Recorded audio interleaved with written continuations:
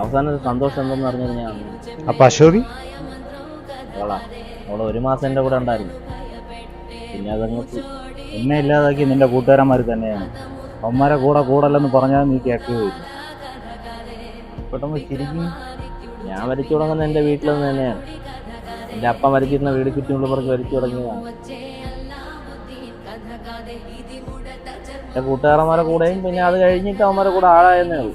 അല്ലാതെ ഞാൻ വരച്ച് പഠിക്കുന്നതൊക്കെ എൻ്റെ അപ്പ വരച്ചിരുന്ന വീട് ചുറ്റി വരയ്ക്കാം. നിങ്ങൾ വലിച്ചിട്ടുണ്ടോ? നമ്മളൊക്കെ വലിക്കുന്ന കാലത്ത് കല്യാണ വീട്ടിലൊക്കെ ഫ്രീ ആയിട്ട് കിട്ടുന്ന സാധനമാണ്. രമണ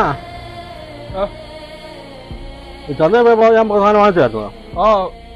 ഇത് തട്ടിയിട്, മറന്ന് നമ്മളെ വില നോക്കാണോടെ. കല്യാണം ഇവിടെ ഇതെല്ലാം വേണം.